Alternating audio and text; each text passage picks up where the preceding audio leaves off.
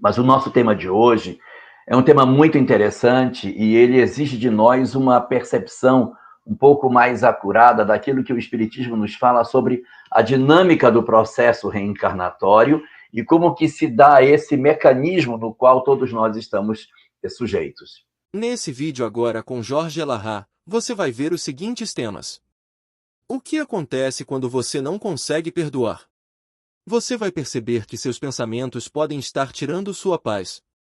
Sabia que a mágoa que você carrega pode estar ferindo você? Perdoar não é libertar o outro, é libertar você. Descubra que você é mais importante para Deus do que imagina. Assista até o final e saia desse vídeo verdadeiramente transformado. Se inscreva no canal e nos ajude a divulgar essa mensagem de luz. As obras espíritas nos dizem que os espíritos do mundo espiritual, a depender da condição espiritual em que eles se encontram, eles podem estar num estado mais feliz ou mais infeliz, a depender do que eles fizeram durante a vida. E isso que fizeram durante a vida não é só o mal que praticaram, mas é, além do mal que fizeram, o ódio que viveram e as mágoas que guardaram. 3 elementos, portanto, são fundamentais para que a gente consiga compreender a condição em que os espíritos se encontram no mundo espiritual. Fazer o mal, ter mágoa ou sentir ódio. Essas 3 condições promovem sofrimentos muito grandes nos espíritos do lado de lá. E à medida que eles se entregam aos seus sentimentos, à medida que eles se entregam à culpa decorrente do mal que fizeram, ou que eles se entregam ao ódio que os consome, ou à mágoa que lhes dilacera por dentro, os espíritos ficam como que tomados por esse sentimento. E por conta disso, nós, assim, no mundo espiritual, vamos apresentar no nosso corpo espiritual um conjunto de consequências que são como se fossem físicas, mas é no mundo espiritual. Diz a literatura espírita que nós, então, apresentamos, por conta desses 3 fenômenos, culpa, ódio, mágoa, lesões no corpo espiritual. O nosso perispírito fica manchado, marcado, com deformidades. E essas deformidades, elas decorrem de um processo automático. Não é ninguém que vem nos mutilar. É o próprio espírito, é o próprio elemento que no mundo espiritual, percebendo a extensão dos seus erros ou entregando-se ao ódio e entregando-se à mágoa, faz com que seu corpo espiritual se apresente com algumas mutilações. Como que a culpa mutila? A culpa mutila porque o espírito para e diz: meu Deus, o que eu fiz com a minha mão, o que eu fiz com a minha mão, eu matei. E ele condena a própria mão dele como se o erro estivesse na mão e não nele. Consequentemente, a mão espiritual dele no mundo espiritual se apresenta enegrecida, mutilada, com deformidades, com atrofias. Se eu, por exemplo, guardo mágoa de alguém que me feriu, eu digo: olha o que ele me fez, ele me machucou, ele me bateu, ele cortou minha mão, ele cortou meu braço, olha o que ele me fez, olha o que ele me fez. E exatamente pelo fato de eu criar essa situação de vitimismo, eu me automutilo como uma consequência natural da minha visão daquilo que fizeram comigo. A mesma coisa acontece quando somos vítimas do nosso próprio ódio. Ficamos no mundo espiritual revivendo as cenas do que nos fizeram, dizendo: olha o que esse miserável fez comigo. Ele me destruiu, mas eu vou me vingar. Olha o que ele fez, que ódio, que vontade de me vingar. E por conta desses 3 tipos de pensamento, o nosso corpo espiritual acaba retratando essa condição de enfermidade. Alguém que nos visse no mundo espiritual nem precisaria perguntar muito sobre a nossa própria história. Nem precisaria perguntar muito de nós para poder saber muito de nós. Bastaria uma leitura detalhada da condição espiritual na qual nós nos encontramos para saber quais os órgãos nós nos comprometemos. Se os ouvidos, os olhos, a boca com a maledicência, os pulmões, o estômago, os intestinos, os órgãos sexuais, as mãos, os pés, o cérebro, os rins, quais foram os órgãos que nós mutilamos durante esta existência ou as outras existências anteriores, não somente a última, mas que nível de carga de culpas, de ódios ou de mágoas nós carregamos para nós mesmos. E nos conta a doutrina espírita que essa condição que a gente vive do lado de lá, ela precisa sanar. Porque ninguém consegue ser feliz carregando culpa, carregando ódio, carregando mágoa. Por conta disso, os espíritos possuem uma estratégia muito poderosa para facilitar o processo de aceleramento ou de aceleração desse processo de libertação nossa das nossas próprias culpas.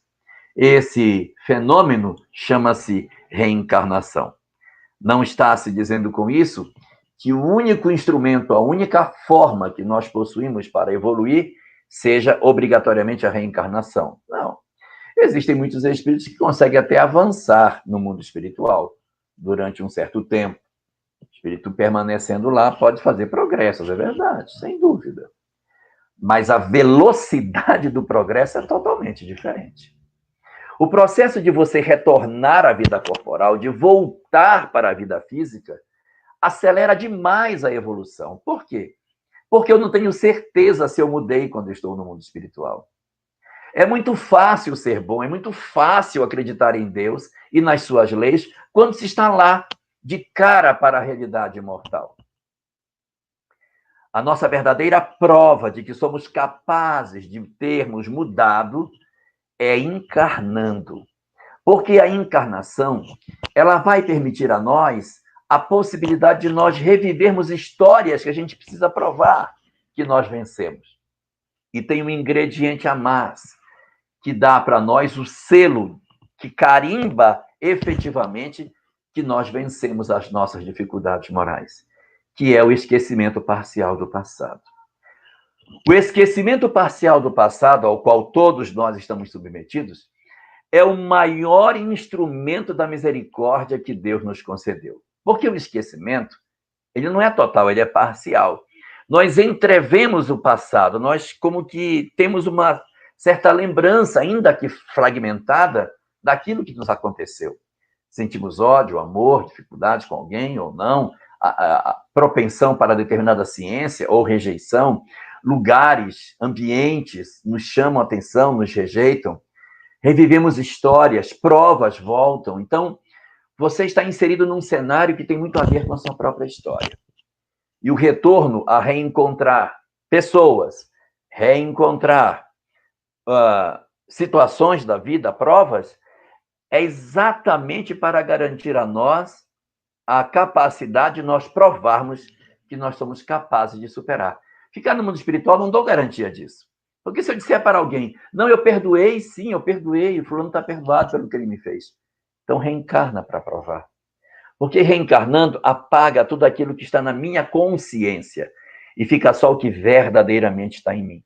Se eu verdadeiramente aprendi a perdoar e perdoei esse meu irmão, eu renasço, o esquecimento do passado tira a pele daquilo que eu entendo e fica só o cerne daquilo que eu sou. E aí eu vou reencontrar com esse companheiro na condição de irmão consanguíneo dentro de casa, ou como um pai, como uma mãe, como um parente ou um amigo, sei lá, ele vai fazer parte do meu grupo de relação para que eu consiga provar se eu efetivamente venci as fragilidades que eu possuía. A reencarnação, portanto, é o grande remédio para as almas. Ficar por lá, pelo mundo espiritual, pode até resolver por um tempo, mas chega uma hora que não vai dar mais. Vai ser preciso provar a nós mesmos se aquilo tudo que a gente pensa que é, realmente somos. Vai acontecer a reencarnação. Quando a reencarnação vai se dar, o que diz André Luiz? Ele diz que os processos reencarnatórios, eles estão sujeitos basicamente a dois modelos. Um dos modelos que André Luiz cita chama-se encarnação de interesse individual. E um segundo modelo são as encarnações de interesse coletivo. As encarnações de interesse individual são aquelas nas quais o grande propósito da encarnação é a história do indivíduo com ele mesmo. E o outro grupo, por exclusão, são aqueles que renascem e possuem na sua possibilidade de ação na Terra uma ficha de serviço em favor do semelhante. Não, eu não estou dizendo de trabalho assistencial nem de trabalho religioso. É qualquer atividade social que você desenvolva na qual você acaba sendo importante na vida de muitas pessoas. Por exemplo, uma professora rural. A vida dela interfere na vida de milhares de crianças. Um servidor público. A vida dele vai influenciar em milhares de pessoas. Um político, um médico. Alguém que, pela atividade profissional que exerce, poderá ser um formador de opinião de muitas pessoas. Quando alguém reencarna nessa condição, que não precisa ser no ambiente religioso, este indivíduo está inscrito numa segunda classe de reencarnações, as chamadas reencarnações de interesse coletivo. E por que isso nos é tão importante? Porque as encarnações de interesse individual são aquelas em que o indivíduo encarna para exercer muito mais provas do que expiações. É muito mais típico das almas no começo da evolução. A história que ele vai viver aqui tem muito mais a ver com ele mesmo, com a história que ele vai desenvolver, com o crescimento individual dele, com as atividades que ele vai fazer para ele e para o pequeno grupo com o qual ele vai conviver. O interesse da encarnação dele é muito mais para ele do que para outras pessoas. Encarnações de interesse individual. Quando elas ocorrem, o que vai acontecer com o indivíduo? Ele vai encarnar e, na hora da encarnação, as situações que deverão acontecer com ele correm muito mais por conta da justiça do que da lei de misericórdia. As provas, as dificuldades, os dramas correm muito mais pelas questões da justiça do que do aspecto do amor, da misericórdia. Esse indivíduo tem um comprometimento em determinado órgão, há uma grande chance de ele renascer com aquele órgão com determinados problemas. Quando a encarnação é de interesse coletivo, tudo muda. Tudo muda por quê? Porque eu tenho um indivíduo que ele pode ter um comprometimento em alguma área do seu corpo físico, espiritual. O corpo espiritual está problemático. Ao renascer, ele deverá ter a tendência de mutilar o corpo físico. Mas como ele vai ter uma encarnação de interesse coletivo, o que ocorre nessas circunstâncias? Existe um abrandamento das suas provas físicas. O indivíduo deveria nascer cego, mas se ele for cego, ele não vai conseguir exercer a função dele. Então, ele vai nascer vendo. Mas ele era para nascer cego. Pois é, mas aí é a justiça que, mesclada com a misericórdia, vai fazer ele nascer com uma visão, até com uma dificuldade, mas ele vai nascer vendo. Por quê? Porque eu preciso que ele veja para que ele possa exercer o papel social que ele tem para cumprir. Eu sei que ele tem comprometimentos do passado. Sim, é um indivíduo muito comprometido, deveria nascer cego. Mas a encarnação de interesse coletivo dá a ele uma condição em que ele passa a merecer da lei o benefício do beijo da misericórdia sobre seu corpo. Então, como que vai funcionar isso na prática? A obra Missionários da Luz, de André Luiz, quando trata da questão da reencarnação, nos vai asseverar aquilo que Kardec já apresentava na obra básica com relação às conexões do espírito com o corpo. Segundo aquilo que está disposto em Kardec, e depois validado pelos casos em que André Luiz vai narrar para nós, o espírito se conecta ao ovo fecundado exatamente no momento da concepção, não é depois. Mesmo que alguém possa asseverar que ele possa se ligar após a concepção, esse conceito não coaduna com a doutrina espírita, porque desde o princípio da formação do novo ser, desde o início do princípio da formação da embriogênese, eu preciso de alguém para orientar as divisões celulares para que esse corpo se desenvolva de maneira satisfatória.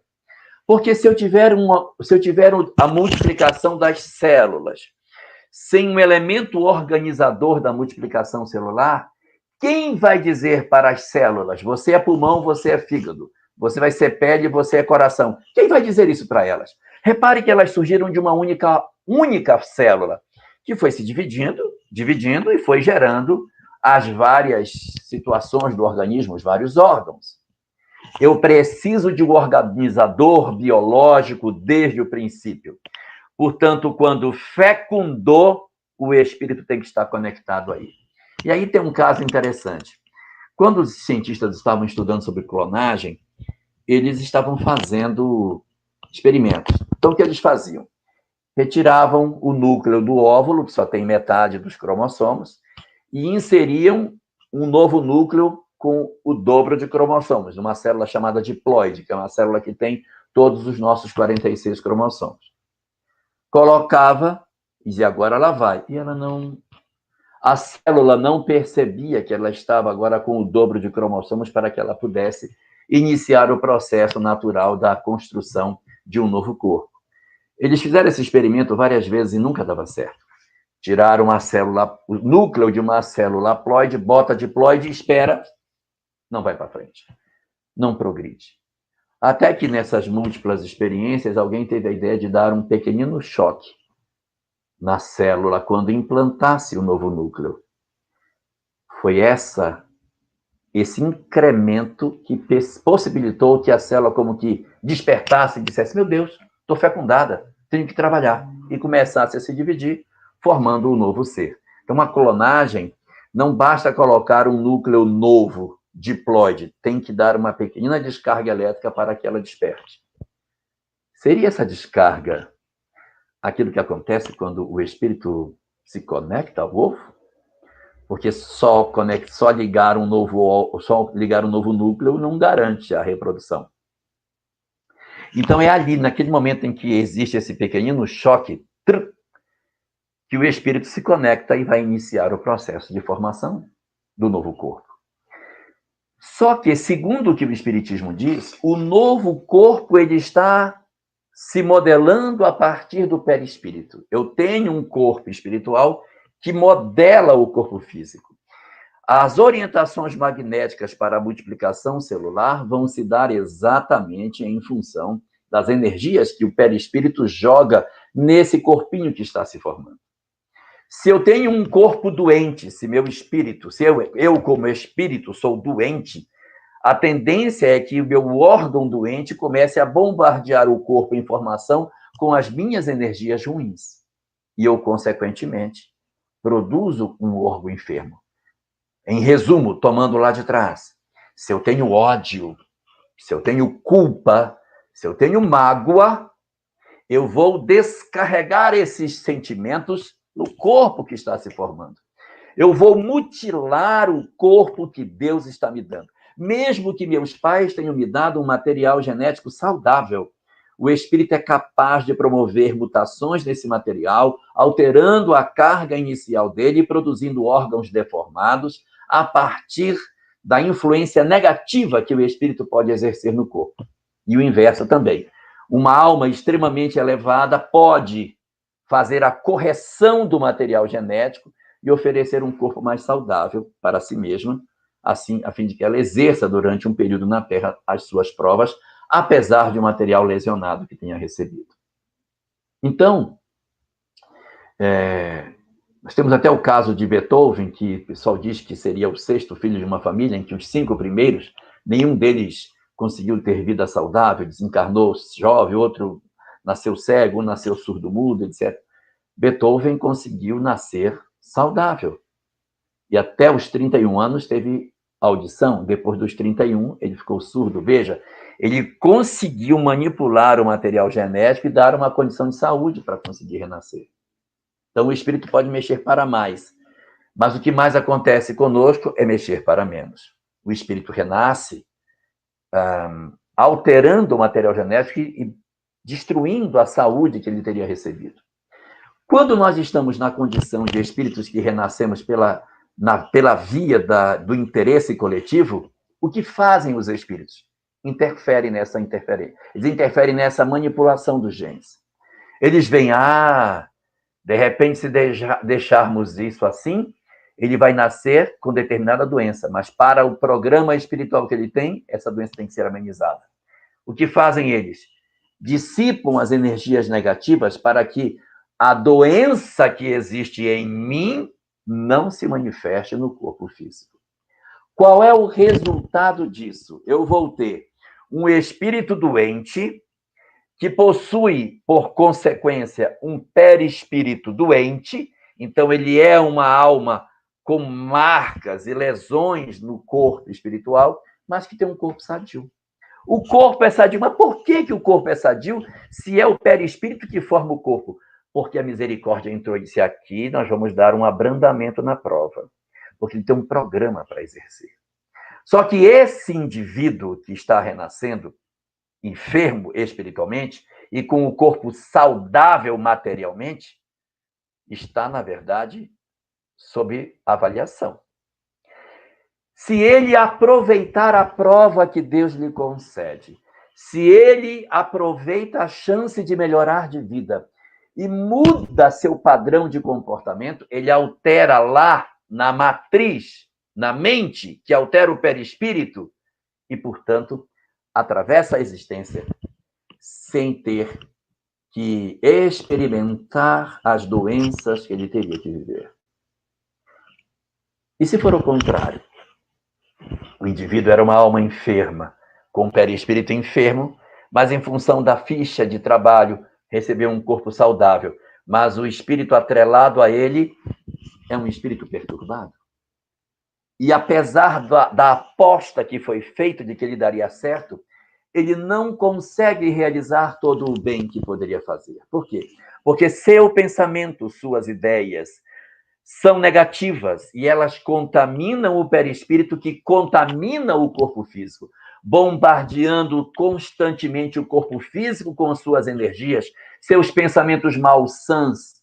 E por conta disso, em breve tempo, todo o arcabouço de saúde que lhe foi oferecido para que ele renascesse e pudesse exercer entre os homens uma função nobre de socorro ao semelhante, vai por terra. O espírito não conseguiu mudar, então as doenças que deveriam ter aparecido e que não apareceram vão surgir.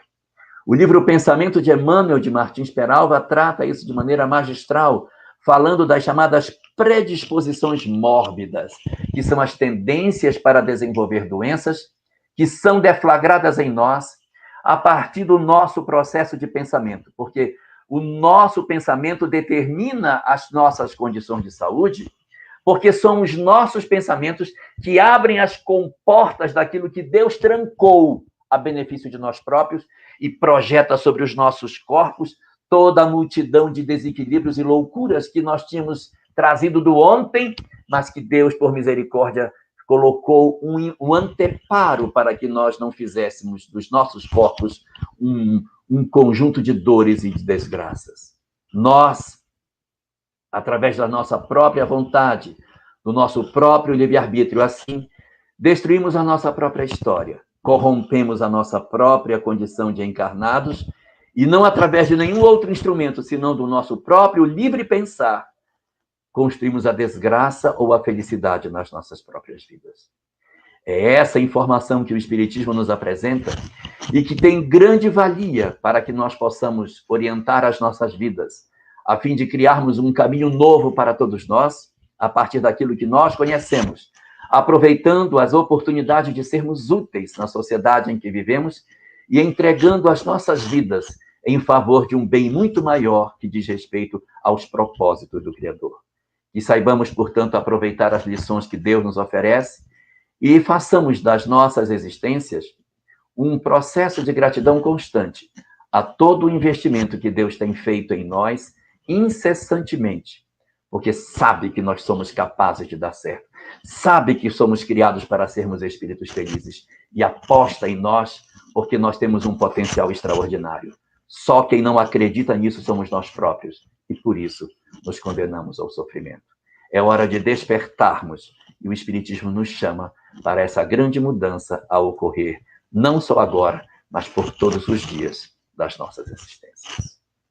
Muito bem, professor Jorge. A gente vê aí que os pensamentos são responsáveis desde antes o espírito ganhar o corpo, quando plasma sentimentos que podem influenciar a mente durante a existência corporal e também atravessar a dimensão extrafísica. Isso equivale dizer que nada também a gente esconde dos espíritos, mas eu fiquei com uma indagação com relação, por exemplo, a quem está saindo, retornando para a pátria espiritual. Quem, por exemplo, está vivenciando algum tipo de doença, o mal de Alzheimer, por exemplo, como é que fica? Como se sente os espíritos que estão saindo da carne e que passaram por uma experiência de demência ao chegar no mundo espiritual? O espírito carrega ainda a incompreensão em relação à sua memória, ou rapidamente a mente também trabalha para retomar a consciência? Vai depender fundamentalmente do grau de evolução desse paciente. Se ele for um indivíduo que espiritualmente tem um padrão espiritual baixo, uma pessoa que não tem uma leitura espiritual da vida, que não tem percepção daquilo que acontece em derredor dele do ponto de vista espiritual, ele terá mais dificuldade de fazer o processo de retomada. Ele vai retomar, ele vai chegar ao mundo espiritual, ainda muito aprisionado na condição que a doença lhe deixa, achando que ele mesmo é o próprio corpo, mas aos poucos ele vai se desembaraçando dessa condição e vai chegar ao mundo espiritual e depois de um certo tempo retomar as suas condições naturais. Já os espíritos de maior capacidade espiritual, eles já se encontram libertos antes mesmo que a desencarnação lhes ocorra. E eles não perdem a condição de entender que o corpo é uma coisa e eles são outra. Esses que possuem uma condição diferenciada passam por um período muito mais curto no mundo espiritual para a retomada da sua condição e da sua plenitude. Então, a depender da condição espiritual que nós tenhamos, nós vamos passar mais ou menos tempo a partir de um processo de demência que a gente possa sofrer, ou qualquer outro tipo de enfermidade, ao nos adaptarmos ao mundo espiritual. Quem vai definir isso é a nossa compreensão do que é a vida e o que é que somos nós. Luciano, é a oportunidade agora de você também fazer indagações ao professor Jorge. Jorge, eu vou me deter aqui na pergunta dos nossos internautas, sendo bem objetivo. O nosso companheiro Ivo Souza, ele começa introduzindo a velha e conhecida expressão de Siddhartha Gautama, o Buda. Nós somos o que pensamos, e ele indaga se existe alguma forma, fórmula ou meio de nós treinarmos ou reeducarmos os nossos pensamentos. Pergunta até se existe alguma técnica especificamente para que nós conquistemos essa saúde emocional. Essa saúde emocional, ela pode ser obtida a partir da questão 932 de O Livro dos Espíritos, quando Allan Kardec indaga aos espíritos quais são as condições para se conseguir a felicidade na Terra. E a felicidade na Terra está conseguida com a posse do necessário, a paz de consciência e a fé no futuro. É fundamental que você tenha a posse do necessário, porque a posse do necessário tira de você as angústias, as preocupações, e todos têm que ter direito a ter aquilo que é o necessário para a sobrevivência humana. A paz de consciência é muito importante para que você consiga ter seus dias tranquilos, você não carregue culpa, carregue mágoa, tenha ódio no coração, faça as coisas tranquilas, mas é essencial ter uma conexão com o divino. Porque se nós tivermos todas essas condições de ter a posse material, uma relação saudável com o próximo, mas não tivermos uma relação saudável com o Criador, nós vamos ficar no meio do caminho. Então, quando ele pergunta para nós sobre essa condição, como que a gente pode fazer para educar o pensamento, é trabalhando aquilo que o próprio Cristo nos sugeriu no capítulo 10 do Evangelho de Lucas. Amar a Deus sobre todas as coisas e amar ao próximo como a si mesmo. Essa é a condição para a salvação. E a condição para a salvação de quê? Para a libertação das nossas almas do baixo padrão de encarnações. E já que ele lembrou um pensamento de Gautama, do Buda, eu devolvo um outro para ele. É para quebrar a roda de Sansara, libertar-nos desses ciclos de encarnações, de experiências sucessivas e de pouco aprendizado. Para quebrar essa mandala e sairmos para uma nova experiência, nós precisamos aprender a nos contentar com o que temos, a vivermos em paz com o próximo e termos uma conexão divina com o Senhor. Se fizermos isso, educamos o nosso pensamento.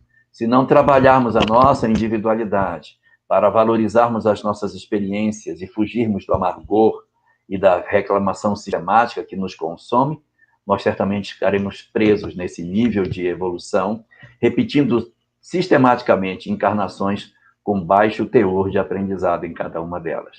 A chave talvez esteja por aí. Questão 932 de O Livro dos Espíritos.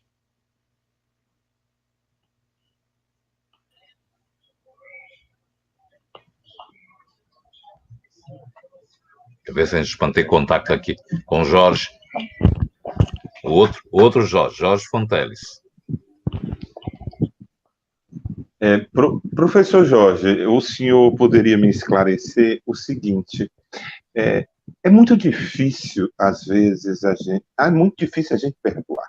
Eu considero o perdão uma arte de difícil execução, porque há ódios que vencem a noite dos tempos, que permanecem junto a nós encarnações e mais encarnações. Me diga assim, qual a regra no nosso grau evolutivo para quebrarmos esse instrumento tão macabro que é o ódio e assim podermos perdoar a nós mesmos e ao próximo? Olá, meu xará. A primeira coisa que nós devemos fazer é reinterpretar o sentido da vida. Quando nós imaginamos que a vida é somente a vida da matéria, que nós só temos esta encarnação, que temos apenas a vida do corpo e nada mais, é muito difícil convencer alguém que essa pessoa tem que perdoar. Porque eu só tenho uma existência, eu só tenho essa história de vida. E se alguém infelicita essa minha única história de vida, é uma tarefa hercúlea conseguir convencer alguém que acha que a vida é uma só, que ela precisa superar a sua mágoa, seu ódio e perdoar a pessoa que está com ela. Tudo nasce da nossa compreensão de vida, do ponto de vista onde nós nos colocamos. É por isso que o Espiritismo é tão importante. Porque ao apresentar para nós a vida de maneira distinta, ao nos oferecer a vida como sendo uma coisa magistral, extraordinária e linda, através da qual você tem a existência para provar a si mesmo, a capacidade de vencer a sua pequenez, porque você está marcado para ser feliz, muda completamente o sentido. Eu não vou mais poder dizer assim, fulano destruiu a minha vida. Ele pode ter causado males para uma existência, mas não para a minha vida. Porque da minha vida cuido eu. Ele não tem poder sobre a minha vida, que é o contínuo das várias existências. Quando a gente reconceitua as nossas vidas, entendendo o princípio da reencarnação e da imortalidade da alma, por consequência, nós temos uma leitura transformadora de todas essas coisas. Uma emoção enorme nos toma. E, nesse sentido, o Espiritismo nos traz 3 grandes estratégias para nos convencer que a gente precisa perdoar. A primeira das estratégias de convencimento é a mesma que a autoajuda usa, porque a autoajuda só vai até um certo pedaço do caminho. Para frente ela não vai. Mas o primeiro argumento que o Espiritismo se utiliza para nos convencer a mudar e a perdoar, também encontramos nas obras de autoajuda. Qual é ele? É que se você não perdoar, se você não tirar a mágoa, você vai adoecer. Isso é fato. A ciência já provou isso. A psicologia, a própria medicina materialista, como seja, sabe das consequências do pensamento por conta das doenças psicossomáticas. Nascem na alma, mas se enraizam no corpo. O ódio, o desamor, o desejo de vingança, o pensamento contínuo, pensando só no mal de alguém, produz em nós sofrimentos e vai detonar a máquina física. Não tenha dúvida. A autoajuda não consegue dizer como é, só sabe dizer que acontece. E é verdade. Você odeia alguém e depois você começa a adoecer. Aparece uma doença grave aqui ou ali. E o Espiritismo vem e nos diz por que ela acontece. Porque quando eu odeio, eu carrego o perispírito de uma série de energias ruins que rompe o filtro. Deus não colocou um filtro para impedir que as nossas doenças chegassem no corpo? Quando eu odeio, eu vou empurrando esse filtro, eu vou rasgando. E todas as energias ruins que estavam contidas durante o processo reencarnatório, elas rompem essa barreira e eclodem do corpo, produzindo doenças diversas, porque o órgão de choque, o órgão que a gente tem mais comprometimento do passado, é o primeiro que adoece. Por isso que uns dá no coração, outros dá no fígado, dá no pulmão, dá no pâncreas, dá no cérebro, dá na mão, dá no osso. Por quê? Porque depende do órgão de choque que a gente tenha. O ódio, portanto, se ele ficar dentro de nós por muito tempo, ele vai produzindo uma pressão espiritual na qual ele explode e alcança o nosso corpo. Esse é só um argumento. O segundo argumento é que, mantendo o pensamento contínuo no ódio, na mágoa, no desamor, eu atraio umas companhias espirituais terríveis. A autoajuda já não vem junto, porque ela não sabe disso, mas o Espiritismo sabe. E através dos canais da mediunidade, pela obsessão, a perturbação se instala e nós podemos enlouquecer. Nós podemos perder o equilíbrio, cair na depressão, ficarmos fragilizados, exatamente porque o ódio, a mágoa, o sentimento de amargor por aquilo que alguém nos fez, pode nos levar a um processo de desequilíbrio psicológico, em que nos tornamos vítimas de entidades obsessoras que se servem das nossas fragilidades e podem, sim, destruir as nossas existências físicas. Então, nós temos um argumento discutindo a questão da saúde física e temos um outro argumento discutindo a questão da saúde psicológica nossa, da nossa condição, no sentido da mente humana afetada pela perturbação dos espíritos que se vinculam a nós. Mas o Espiritismo tem um terceiro argumento, Jorge, que eu acho que é o mais forte de todos. É o da reencarnação. Existe um mecanismo na reencarnação que nos dita o seguinte: se você guarda ódio, se você não perdoa, você marca encontro dentro do lar com aquele que você odeia. É isso que você quer para você? Renascer ignorando o passado, com esquecimento de boa parte daquilo que você foi e vivendo ao lado da pessoa que você tanto odeia. Esse é o seu desejo. É renascer tendo como irmão, como pai, como tio, como irmã, como filha, como mãe, um espírito que você não suporta a convivência. Porque amar é atrair alguém para dentro do nosso lar. Odiar é atrair alguém para dentro do nosso lar. Criam-se grilhões entre os espíritos. E a única estratégia capaz de libertar os espíritos do reencontro com aqueles que nos infelicitaram é uma só, não tem duas. Chama-se perdão. Ao perdoar, eu me retiro, me desconecto. E há muitas pessoas que dizem, mas eu não posso perdoar porque o que ele fez é muito grave. Isso decorre de um processo de desconhecimento de como funciona a lei. O Espiritismo nos diz o seguinte, que quando eu perdoo alguém, eu não retiro dele a culpa. A culpa é dele, porque o mal está dentro dele. Senão eu não vou perdoar porque ele não merece perdão. Eu mereço perdoar, não é ele. Eu mereço tirar essa mágoa de mim. Porque o problema do mal que ele fez está dentro dele, é dele. O mal dele é dele. Não é eu tirando a mágoa ou o ódio que eu tenho dele que ele vai ficar livre da culpa. A culpa está dentro dele. André Luiz diz que ninguém deve para ninguém. Se devemos é para a lei e para nós mesmos. O mal está dentro de nós. Quando eu faço mal a alguém, eu não crio compromisso com esse alguém. Isso é ilusão. Ah, fulano machucou, fulaninho machucou fulaninho B? Ah, então criou vínculo. Errado. Errado. Quando A machuca B, não cria vínculo. Só cria vínculo se A machuca B. e B, guarda ódio ou mágoa de A. Aí estabeleceu-se o vínculo. Mas se A machuca B e B perdoa A está liberto. B está liberto. E A vai estar ligado às suas experiências, mas não será necessariamente comigo. Pode até ser comigo, se eu assim quiser, mas não obrigatório. Mas ele sim está ligado na violência da qual ele faz parte, necessitando de experiências com outras pessoas para se resolver. Eu dou só um exemplo. Jesus. Na sua última semana foi traído, mutilado, batido, crucificado, etc. Não reencarnou irmão de nenhum deles. Por quê? Porque perdoou. Então os outros ficaram livres de culpa? Não, cada um a seu turno com outras pessoas se resolveram. Perdoar é libertar-se. E esta informação que o Espiritismo possui é extremamente libertadora. E muitas pessoas, Jorge, não perdoam. Por quê? Primeiro, desconhecem o que seja a vida espiritual. E segundo, acham que se perdoar retira a culpa do outro. Não.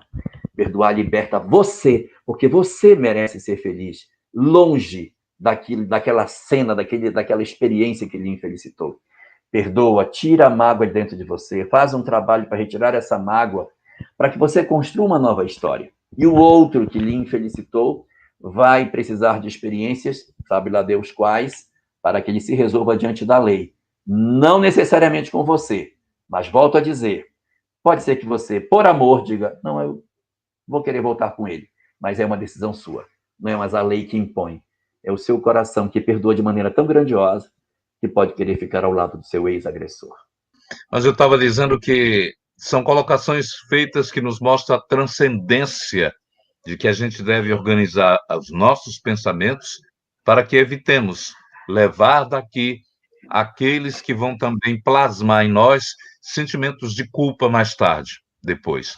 A sua colocação, que é muito boa, explanação, me faz levar à pergunta 457 do Livro dos Espíritos. Os espíritos conhecem os nossos pensamentos mais secretos.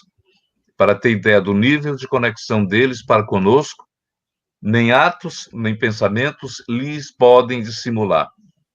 E eu lhe pergunto, diante desse conhecimento, como é que fica? Isso não altera o nosso livre-arbítrio em termos de privacidade? Na verdade, desde antigamente, desde os Vedas, a frase de Paulo, que somos cercados por uma nuvem de testemunhas, ela também está nos Vedas, que tem 5.800 anos. Isso é uma história bastante antiga, saber que os espíritos compartilham das nossas experiências e convivem ao nosso lado, isso não tira de nós a privacidade. Isso faz apenas nós atentarmos para quais espíritos nós queremos próximos de nós.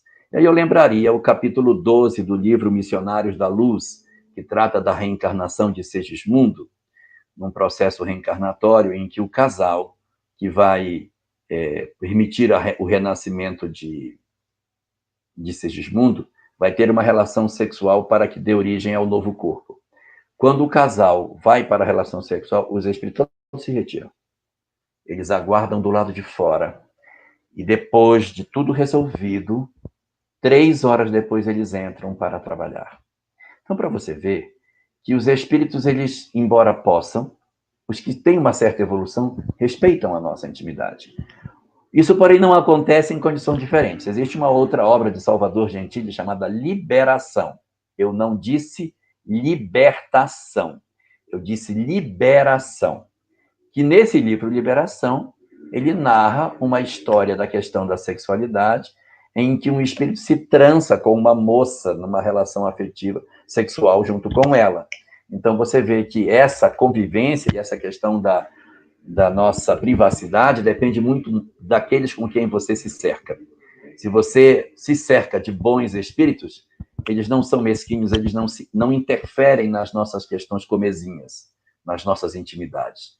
Mas se você não se cuida e se entrega a todo tipo de pensamento e vive com más companhias, é muito mais provável de que a sua intimidade seja completamente devassada.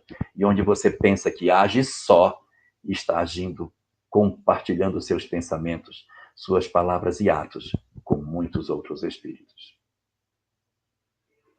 Nós temos perguntas também de internautas aqui. Deixa eu ver se eu consigo ler aqui. Professor Jorge, pensamentos como vetor de saúde ou doenças, um dia, aí, vê se eu peço a Simone para ela colocar aqui no visor, porque eu não estou conseguindo ler. Pensamentos, é tão pequeno, eu tiro o óculos para ler. Pensamentos como vetor de saúde ou doença. Pronto. Um dia, assuntos que mais gosto de estudar. Gratidão pelas suas colocações tão esclarecedoras. Não é uma pergunta. É só uma colocação. Obrigado a você, Ilana. Luciano, de volta. Jorge, querido irmão, neste mês de setembro, a Federação Espírita do Estado do Ceará, como outras federativas do nosso Brasil, e outras instituições, congêneres ou não, tem essa preocupação principal em encetar uma campanha na linha da valorização da vida, particularmente em relação ao chamado Setembro Amarelo. Aliás, por isso, inclusive, só explicando, os caracteres aqui da nossa live, a logo da federação, estão amarelecidas ou amareladas, né? Daria para você entretecer um comentário a respeito, fazendo essa vinculação, esse link entre pensamentos e o suicídio, que é, lamentavelmente, também uma pandemia dos nossos dias?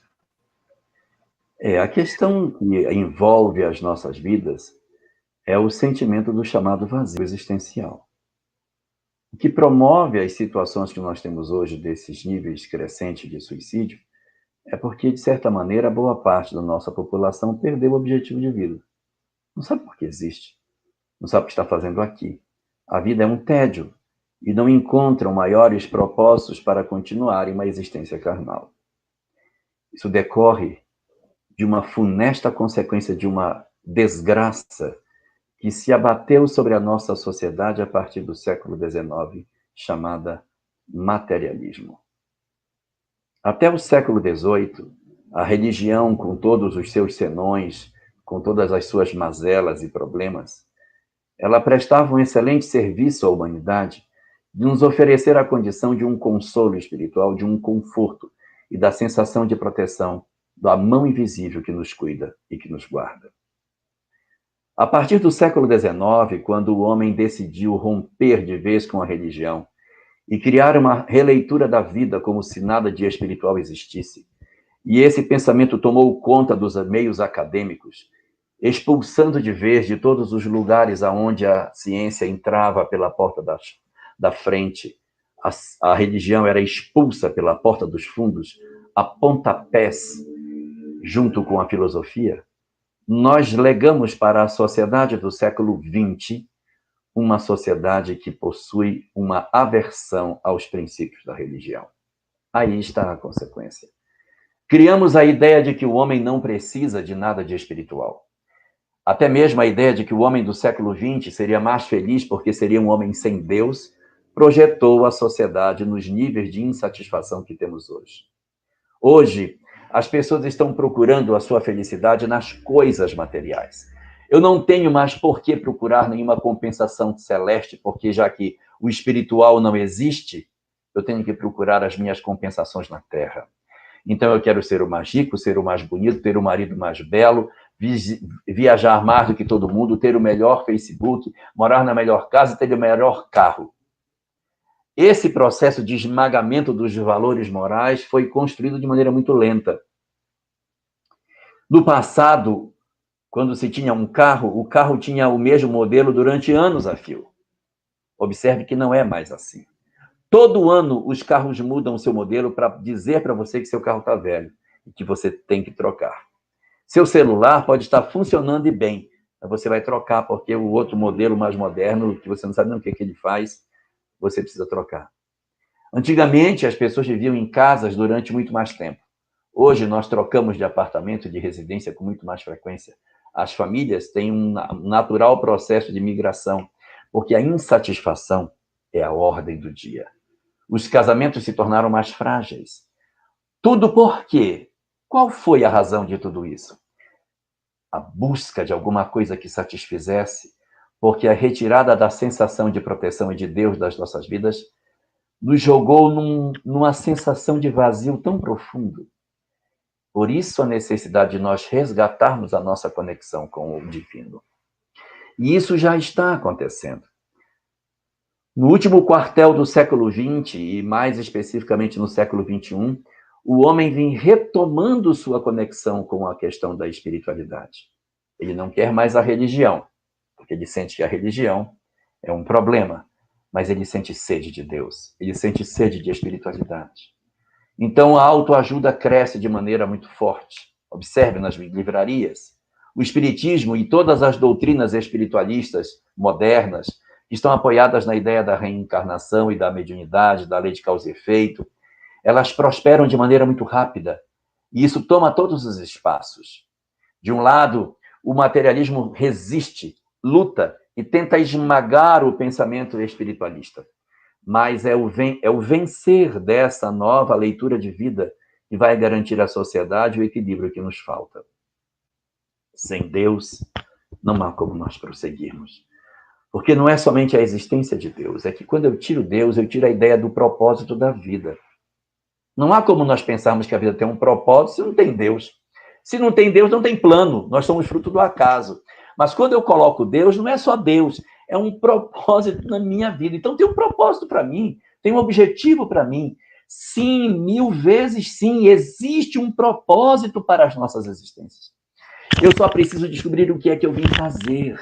Como eu não tenho Deus no meu espaço psicológico, eu não penso que Deus tem um propósito para mim, que a minha vida tem um propósito.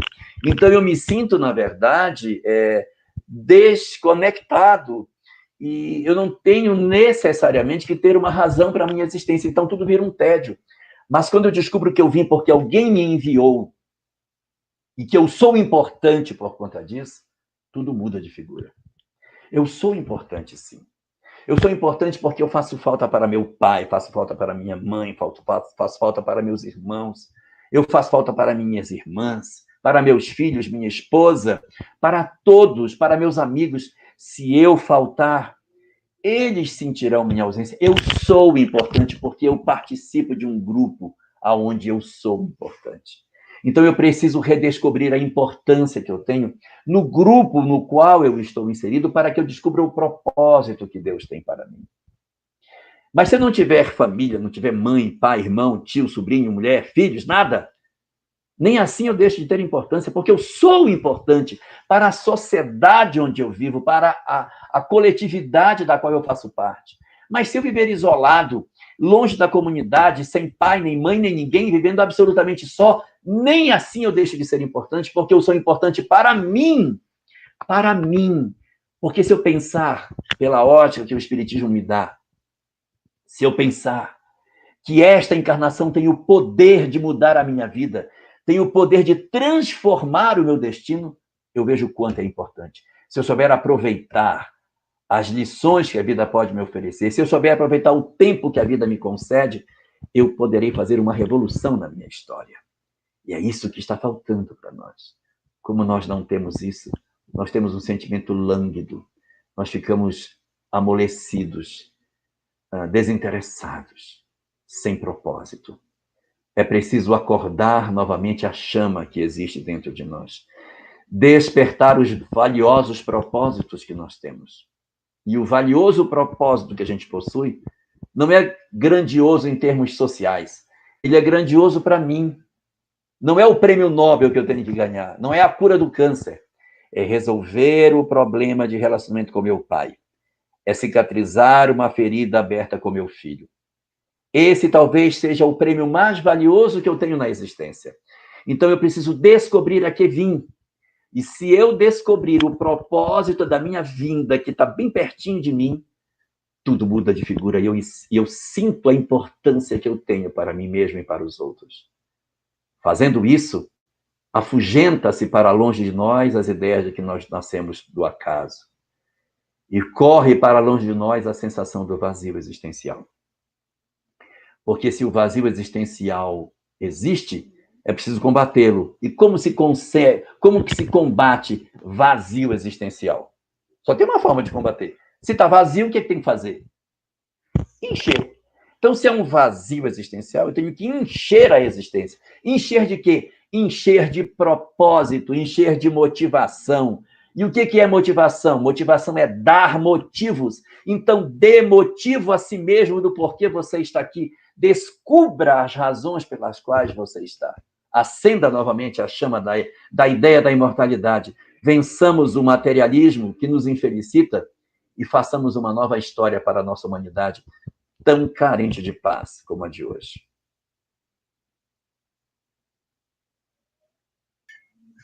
Para fecundar em nós essa consciência do eu e não do ego. Jorge, nós temos 2 minutinhos para que você formule sua pergunta. Vamos ganhar tempo? Vamos sim. Primeiramente, professor, muitíssimo obrigado pela sua resposta pertinente ao perdão. Muito esclarecedor. Agora, já que estamos no finalzinho, passou tão rápido, eu nem me dei conta. O senhor explanou muito bem em torno das obras de André Luiz, que eu tenho profunda afeição. Jesus disse que a felicidade não é destino. E André Luiz afirma que a consciência tranquila seria o outro nome da felicidade, que poderíamos dar à felicidade. Na nossa condição evolutiva. Deixe-nos uma mensagem aqui para o povo cearense, que tanto lhe admira, a necessidade, como sermos felizes dentro das nossas limitações temporais, relativas, para que nós possamos ter uma vida plena e almejar a vida espiritual de uma forma mais abundante. Esta é a pergunta 932 do Livro dos Espíritos. Como conseguir a felicidade na Terra? A posse do necessário, a consciência tranquila e a fé no futuro. Esses são os 3 ingredientes essenciais para que a gente faça isso, Jorge. Nós somos carentes disso. A posse do necessário exige uma justiça social mais adequada, uma sociedade mais justa e mais humana, que divida melhor o que possui. A consciência tranquila, que é o segundo passo, é a serenidade decorrente de eu não fazer nada que machuque o próximo. É o amor ao próximo de maneira relatada dentro das nossas consciências. E a última delas, que é a fé no futuro, tem a ver com tudo aquilo que o Espiritismo nos apresenta. Se nós conjugarmos esses 3 elementos, a posse do necessário, que é o material, a consciência tranquila, que sou eu diante de mim mesmo, e efetivamente a relação com Deus na posse do necessário, todos dividirão tudo. Eu comigo mesmo, eu com o outro, eu com Deus. Amarás a Deus, amarás a teu próximo e a ti mesmo. Essa talvez seja a chave para a gente conseguir a felicidade, ainda que imperfeita, que a Terra pode nos oferecer.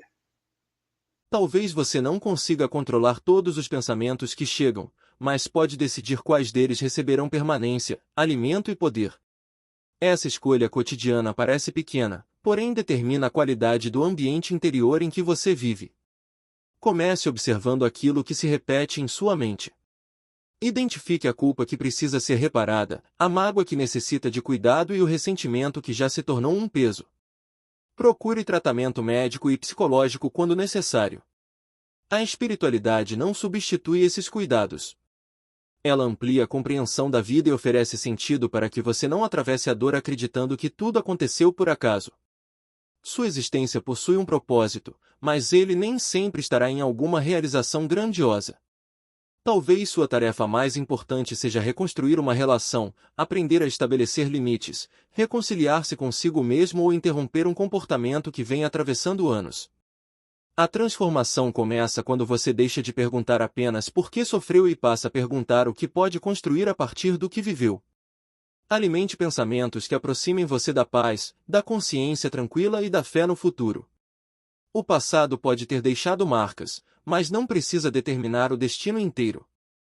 Enquanto houver vida, existe oportunidade de reorganizar a mente, libertar o coração e oferecer ao espírito uma direção nova.